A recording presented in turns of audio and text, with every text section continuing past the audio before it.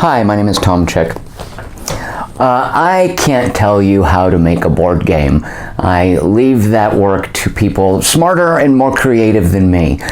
I can, however, because I play a lot of board games, tell you how not to make a board game. And that's what I'd like to do today with an older game from 2016. It's almost ancient, that I've been playing lately that has issues.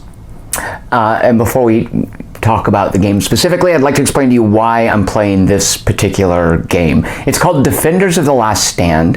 It is what some people would call a tower defense game. That's a silly name. It's from people who play too many video games. I think of it more as a game in the same vein as Victory Point Games' States of Siege series, in that Defenders of the Last Stand is about, you have a central point, the last stand in the case of this game, and there are multiple tracks that lead into this central point, and along these various tracks, bad guys are advancing. And you have to manage the various advancing bad guys and maybe some resource management or character development or whatever. And that's a gameplay pattern that's been around for a while. And Defenders of the Last Stand is the second iteration of it in I don't know, is it a series if there's only 2 games? What about if one of the games has a ton of add-ons? Does that make it a series?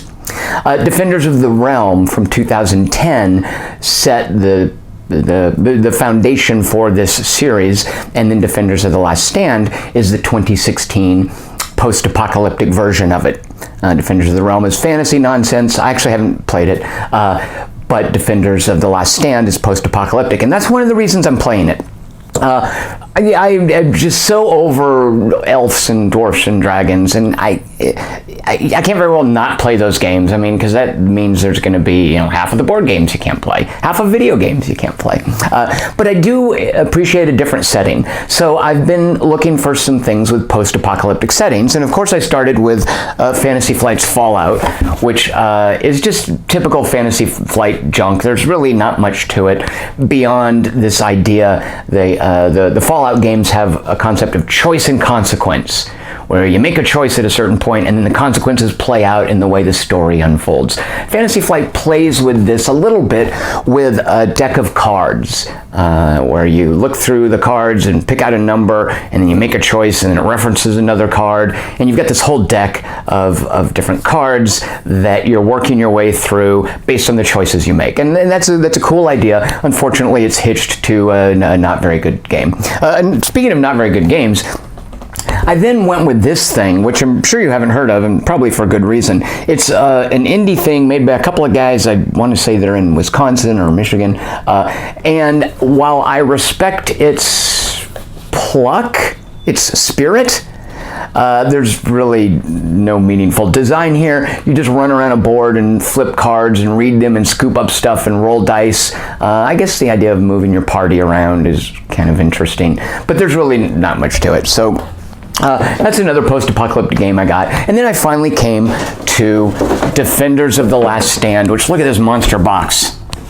Oh my God, you'd think this thing is full of minis.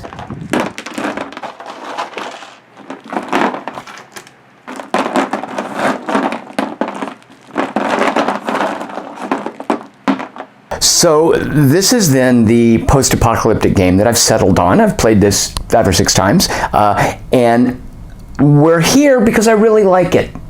For me to explain how not to make a board game, if it's a bad board game, I couldn't care less. Make it however you want. I'm done. I will not play you again. But if it's a board game I like, which is the case with this, it bothers me when the developer, the designer, the creator, does things he should know better than to do. Which is definitely the case here, because Defenders of the Last Stand is the creation of Richard Launius. And if you're like me and you play a lot of board games, you will eventually come to start recognizing some of the names. And Richard Launius is a name that you will probably recognize. Dude's worked on a ton of things. He's one of the grandfathers of board gaming, great uncles. I don't know, he can't be that old. But I know his name from Arkham Horror. Now, if, again, you're like me, you've maybe fallen into the trap of seeing someone's name and thinking, oh, that guy worked on Arkham Horror. I should try this other game that he made. I bet it'll be awesome. And it's not just Richard Launius. A couple people worked on Arkham Horror. Maybe you might recognize another one of the games, and you might think, oh yeah, that guy worked on Arkham Horror. I should pick up this other game that he made. It's probably going to be awesome. However, Defenders of the Last Stand, and I think partly because Richard Launius has worked so much on Defenders of the Realm with the original release in 2010, with at least, I think, 2 or 3 add-ons, and this is version 2.0 of that with a post-apocalyptic setting. And that's one of the things I really like about it, is the setting. So one of my issues with this game and with how it's been made is the map. Because, ironically, the map is the thing that I really love in the game, and it's something that has such amateurish rookie mistakes made with it that this is how I want to explain to you how not to make a game, is to have a cool map, a cool setting, a cool place where the characters play. A map is a big old playground. Who doesn't love to look at a map? To give your map character and ecology. That's what this game does, and then to screw it up in some very important ways. So let's go look at that right now. And here we have the eponymous Last Stand that we're going to defend. What is that, 19? Well, each of the areas in this map has a number. And you can see, look at this big, lovely map. Look at all the cool stuff on it. Who doesn't look at this and think, where is that? I want to play that. What are those places? For instance, look at this awesome mountain range. Obviously, there's something going on the left side of the map. I guess it's the west, where that mountain range is in the way. And look at some of these little artistic touches. Who is that guy? Is that the eponymous Devil? I guess that's Devil's Junction. What are you doing so far away from Devil's Junction? Is that? No, that's Apache Plains. Or is that Hard Road? Okay, so right away, let me get to some of the issues here. So visually, it really pops. Like, I want to know, who is that guy? And look at even this. Look at the Red River. There's a big old snake there. If that's not a Here There Be Dragons, I don't know what is. And look also, let me show you outside of Last Stand. Look right here. There's been some sort of a tank battle going on. And I love the name of this territory. Joey died here. Where did Joey die, in this plane wreck? Also up here, look in Tombstone. There are these giant dogs up there. What are those guys doing? Oh, and over here, God's Eye Forest. What is God's Eye? What is that blue beam? Is that the God's Eye? What is it doing? What is it there for? What does it mean? A lot of this stuff, to the game's credit, is actually, if not explained, at least acknowledged and referenced in some of the adventure cards that you can find. And that's cool, and it does a great job of bringing to life this map.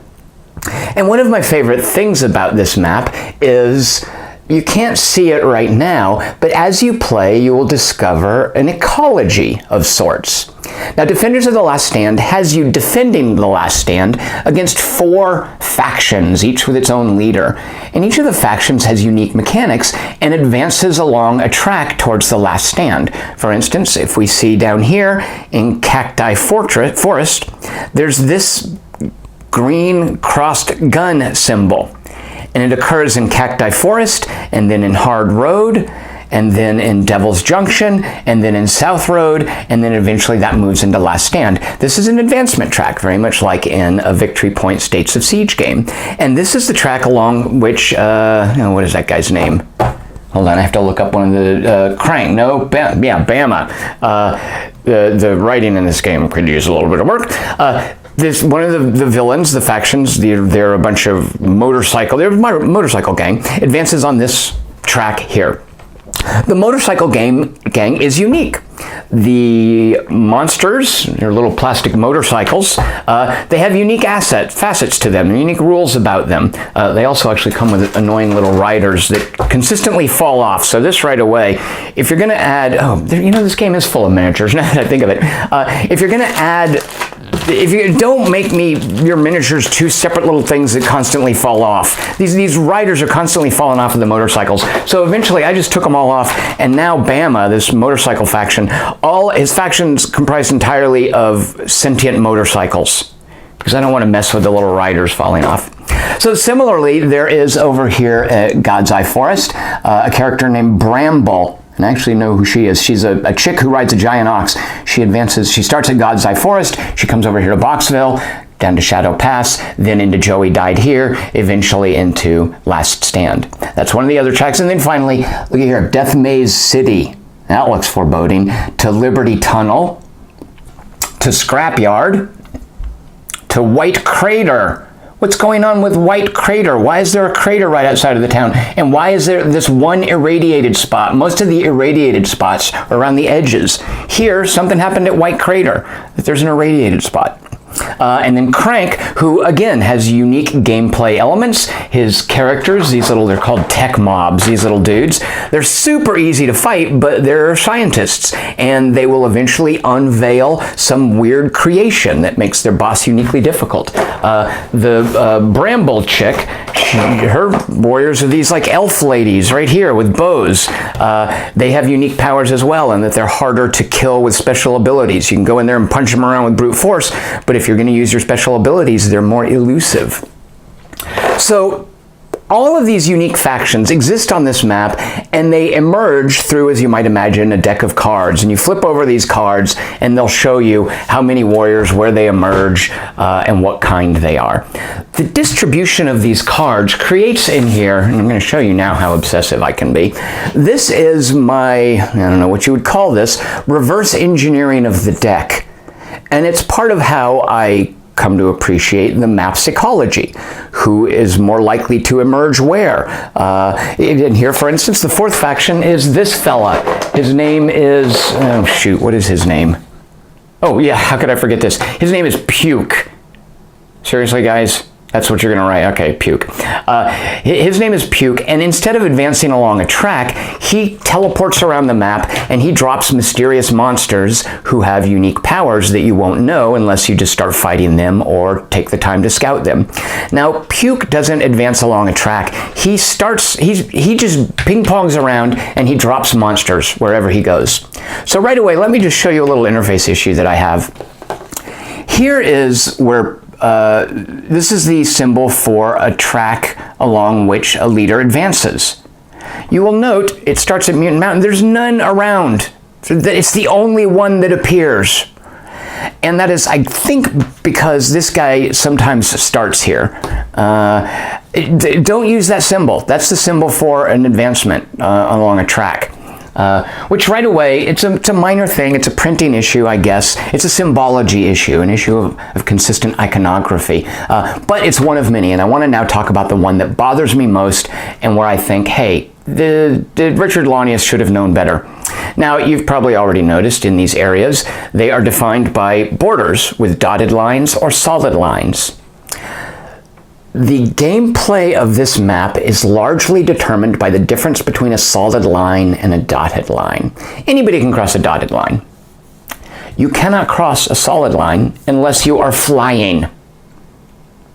So we might therefore infer, well, obviously there are solid lines along the mountains, probably along this canyon here, which leads down to Red River. There are probably solid lines there. Maybe there are solid lines, maybe that's what this territory at Ashtown is getting to, is these solid lines. But no, that's not the case at all. Let's look at these mountains. Dotted lines everywhere. If I want to go from Scrapyard to Madman Villa. Look, it's as easy as going from Devil's Junction to Ashtown. Why? What? And also, look down here. No acknowledgement whatsoever that there's a canyon here. I guess because there's a bridge there, fair enough. No acknowledgement that there's a river here because there's a bridge. Even down here, look, islands, but no acknowledgement that it might be more difficult to cross. And there's no bridge icon.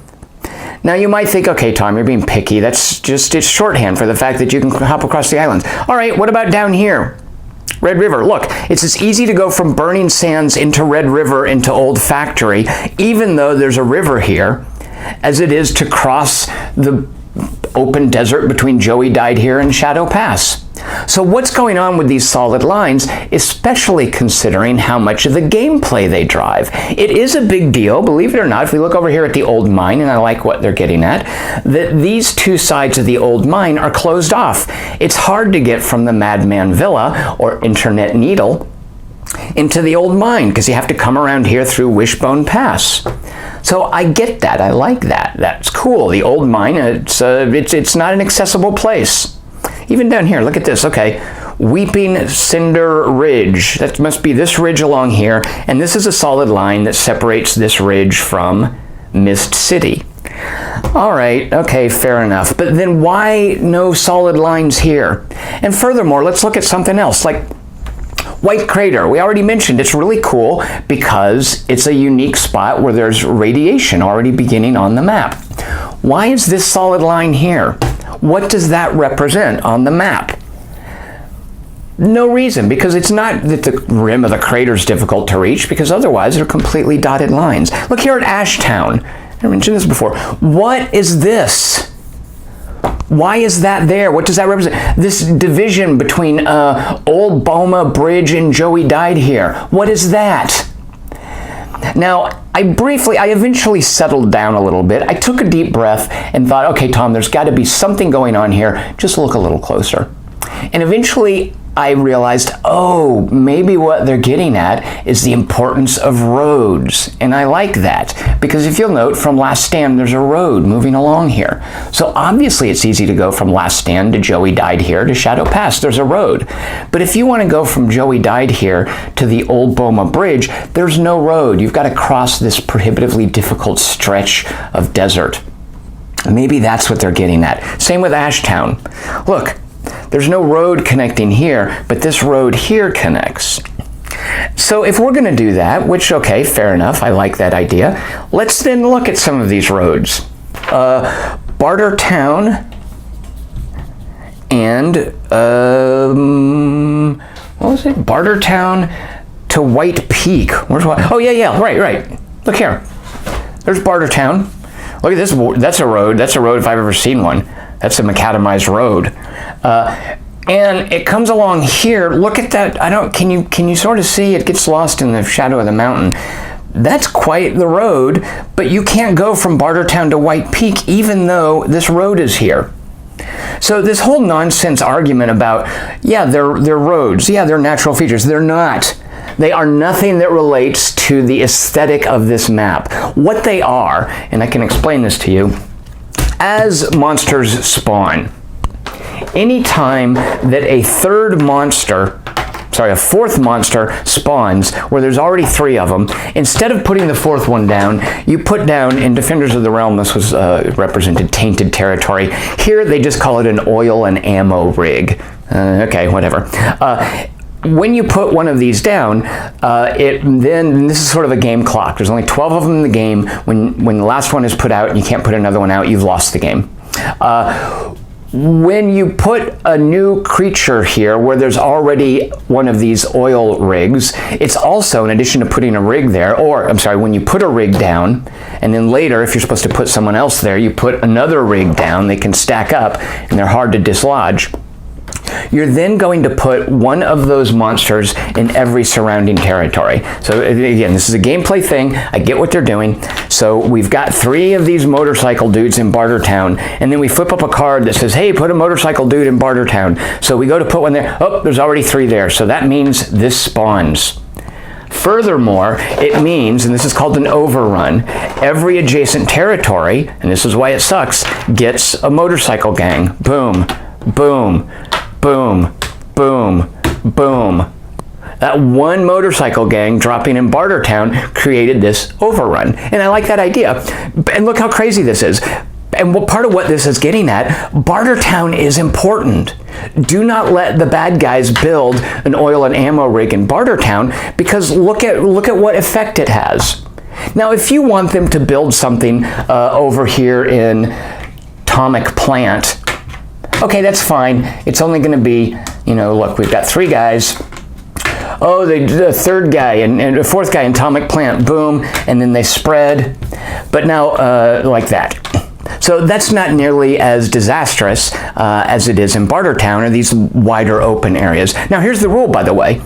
This doesn't happen. This guy doesn't come, because whenever one of these causes an overrun, the overrun doesn't go over solid lines. So that's what's going on with these solid lines, is it's playing into the system of overruns. For instance, when Ashtown gets overrun, and then you have to put a motorcycle gang everywhere adjacent to Ashtown. That's it. It's just those three. Otherwise, it would be crazy. And I think that that's a gameplay concession. But it's not represented on the map. There's nothing artistically, aesthetically, visually that makes this clear. So right away, that's a huge issue for me with this map. That I really like this map. I like how alive it is. I like its ecology with the different factions. I don't like the way that a very important facet of the gameplay is expressed and integrated with the artwork. And I get it, by the way. I get it, that it is hard to get a big, huge, elaborate piece of art like this and to make it fit with a game design, especially as you hone the game design. They probably got someone to draw this big, beautiful map along early in the process, and then later on realized, oh wait, we need to make these solid lines to keep overruns from being manageable. I get it, it's hard, but that's your job. That's what you're here to do. I don't care if it's hard. That's why you get paid $60 for this game. All right, let me show you another thing real quick. So I don't know if you can tell. You can't tell at all what's going on. This is me making a chart, a map, based on how likely it is that a given creature will spawn or move, a monster will spawn or a leader will move based on what cards are flipped up, because every card will spawn monsters and move a leader. So I went through the deck and recorded all the instances for each territory, and then got an overview of, okay, what's going on with this map. And it's how you realize things like these elf Amazon chicks. They manifest here, and every now and then they might come over here. And there are exceptions to this, but for the most part, there is an ecology about where these road gangs appear, about where these, I think they're called earthers, appear, about where these techies appear. You know, these techies tend to appear in cities, and also about where these monstrosities appear. So for instance, let me talk about this. This is Puke, I mentioned before. He doesn't move along a track. He teleports around and will appear in different areas. And everywhere he appears, he drops one of these monstrosities. They're called monstrosities. And what are the stats of monstrosity? You don't know.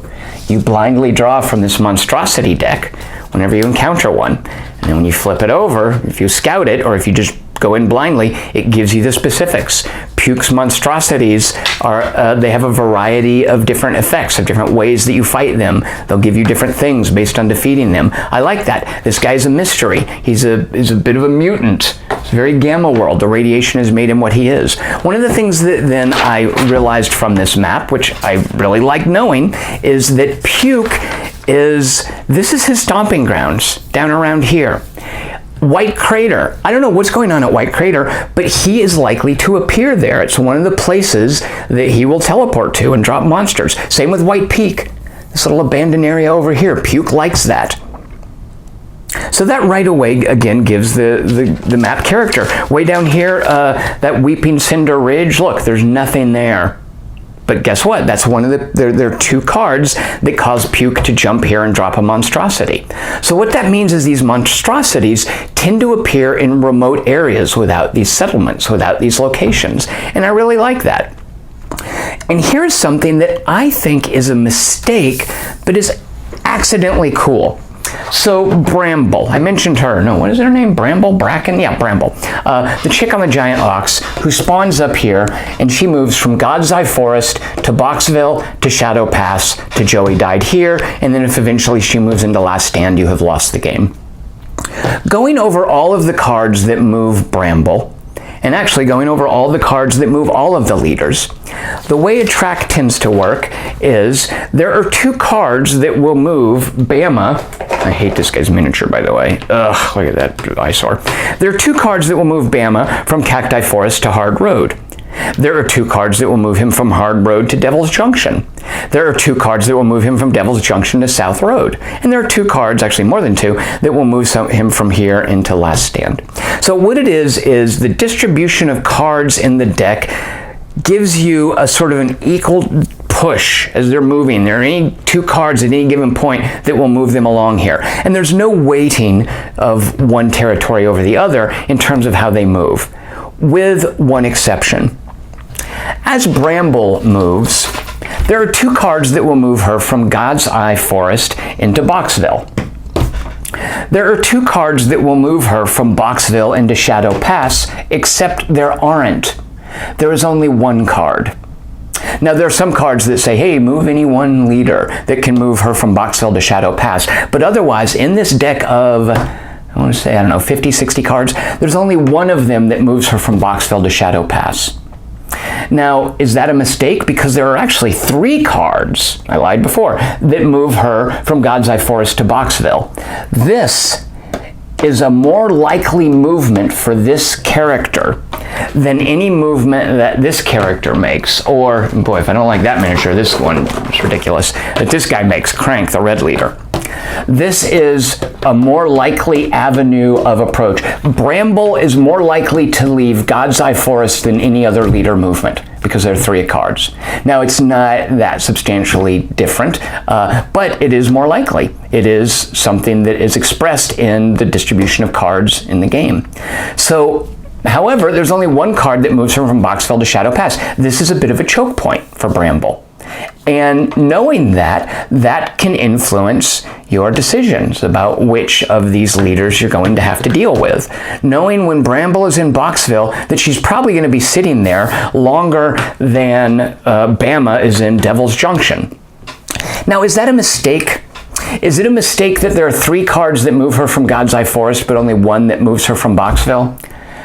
I'm kind of inclined to say yes, because as much as I would love to believe that that's an intentional design choice that Richard Loney has made, I'm not confident in that for a number of reasons.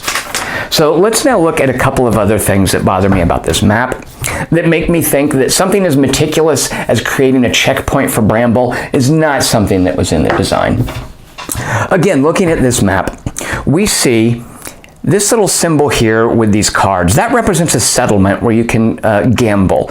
A lot of this game is set collection with cards, because the more cards you have for a given leader, the easier it is to fight that leader. So what you want to do is run around and collect cards with the leader's color and then decide, okay, we're all going to fight that leader. When you're at one of these territories here with these little cards, you can then gamble 1 color to get more of that color. And it's a cool system. It's not a stupid gambling thing where, hey, I arrive here and I roll a d6 and on a 1 to 3 I double my money, on a 4 to 6 I lose my money. That always strikes me as dumb. It's definitely something where you want to pay attention to the card distribution, what cards are out, which have been played, and then gamble accordingly. So this is also important because you can heal at any one of these places. And healing in this game is a big deal. As you're adventuring around, your guys will get hurt. It'll impact the number of actions they can take, and therefore you'll want to mosey on over to these healing points. Apache Plains, for instance. Auntie's Saloon, way down here in Last Stop. And you will notice, look at their Apache Plains. Look, it's a gas station. Look, Last Stop. There's a gas station there, Auntie's Saloon. Looky there, it's a gas station. Very cool. Each of these gas stations is a place where you can gamble and heal up. Or are they? Because, oh, down here, Pest Hole. That's not the case. Because I would now like to refer you to, there's a stray gas station that, God, I'm not going to be able to find it. Should have written down where it was. But that's not the case. The gas stations are not, where's the one where you can't heal up? That's going to drive me crazy. Oh, here we go. Bartertown. Of all the places, Bartertown, you can't gamble at Bartertown and you can't heal up. Even though, looks like a gas station to me. Okay, here's another super sloppy thing that really drives me crazy. I like the names of these territories. Joey died here, as I mentioned. Very cool. Where's another cool one? Mutant Mountain, also very cool, because puke tends to start there. Internet Needle. I don't know what that is. Cool name. Evocative. Some of these places, look here. Hard Road and Apache Pass. Well, those are oh, no. Those are the same territory. Oh, look here. Hadesville. Auntie's Saloon. Those are oh, nope. Those are the same territory. It's got 2 names. What? Demon Tooth Pass, South Bridge, 2 names. What? What's up with that? Last Stop, Wishbone Pass, 2 names. Why are there 2 names on one territory? At first I thought, oh, the settlement has 1 name, and then the territory itself has 1 name.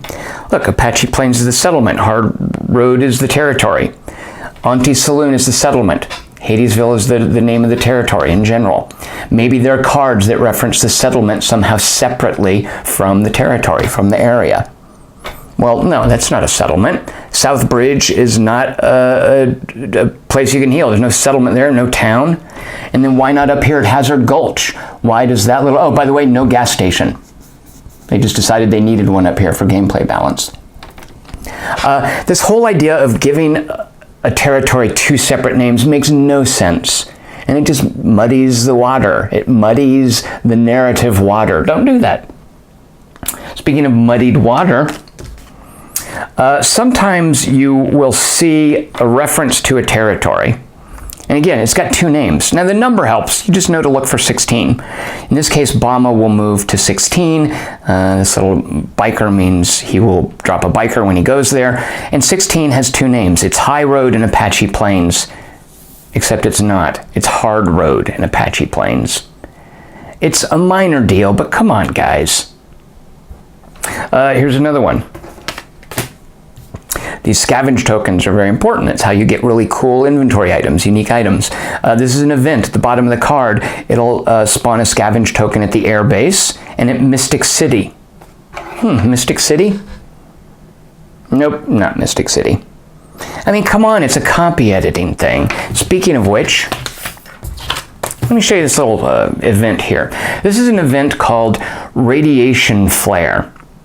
You add a radiation token on or adjacent to a location with 1 or more radiation tokens. And what are radiation tokens? Glad you asked.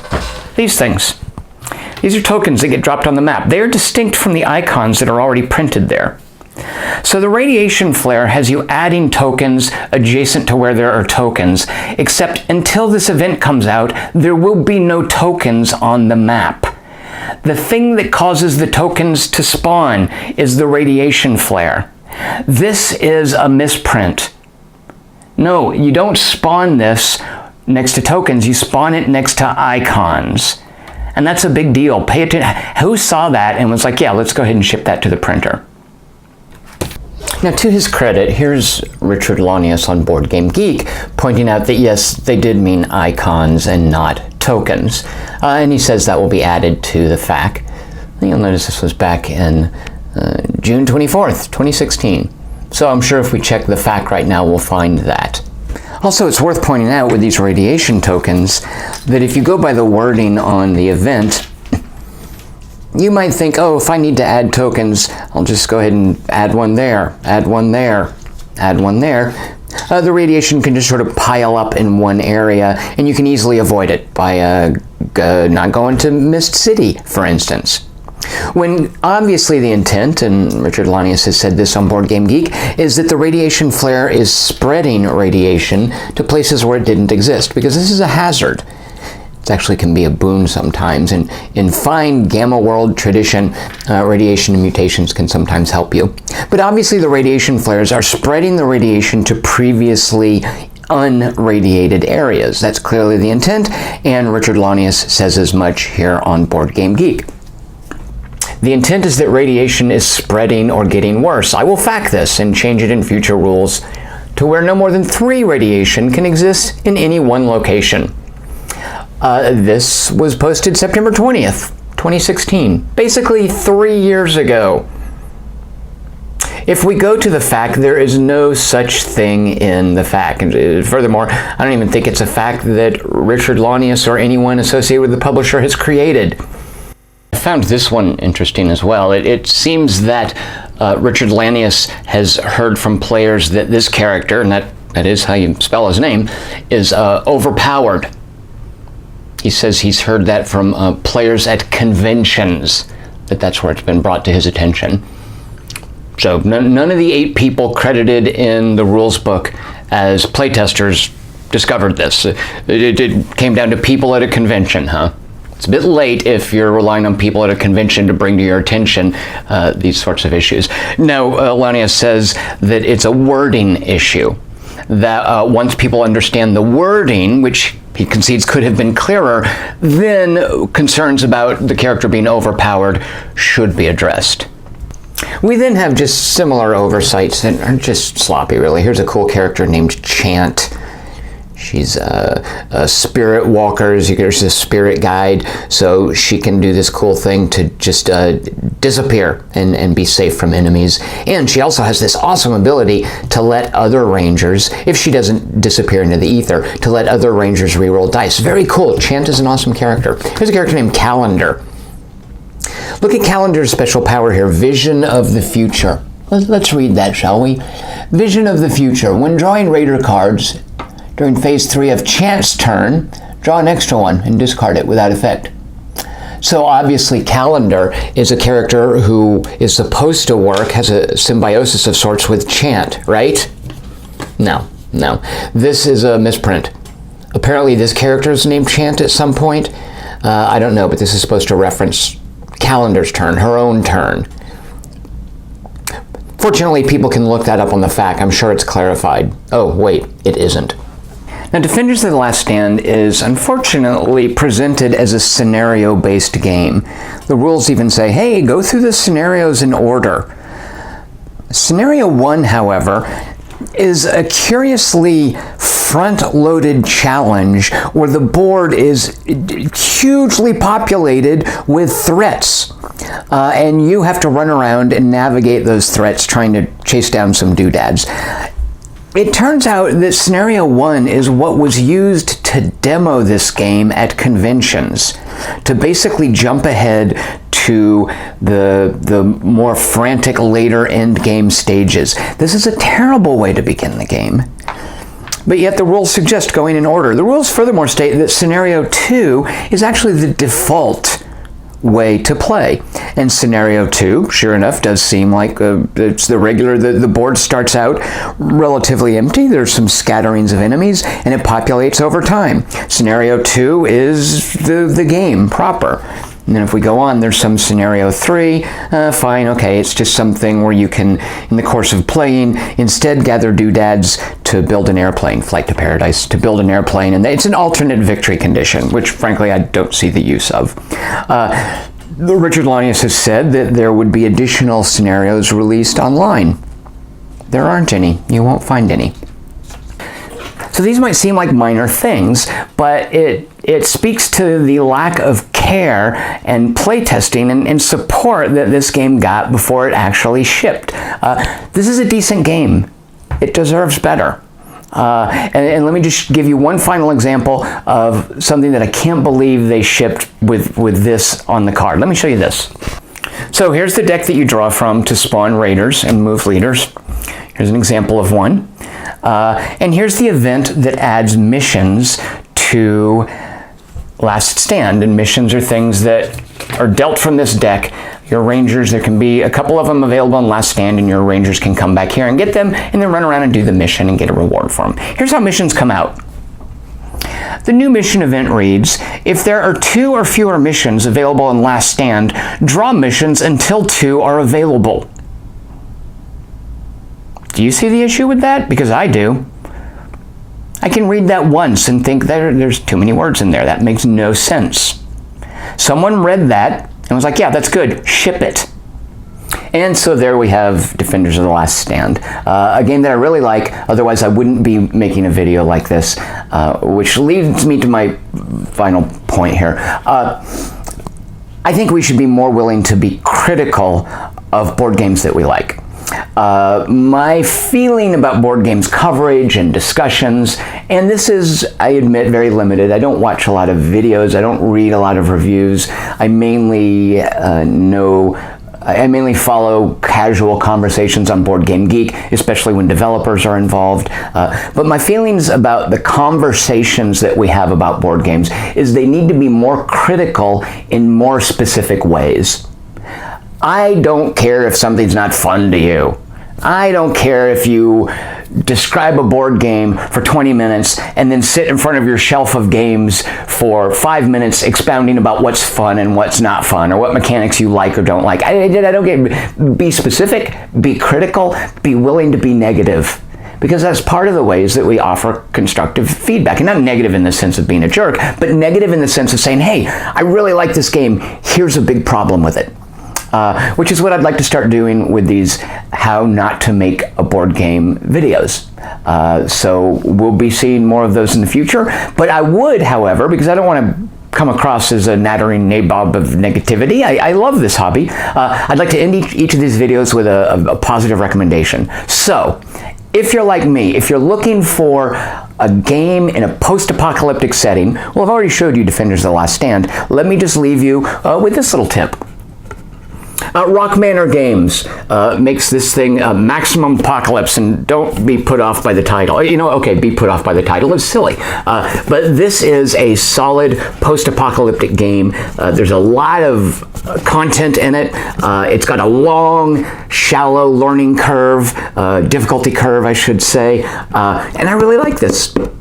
So there you go. There's me leaving you with a positive note, and we'll see you next time. Thanks for watching.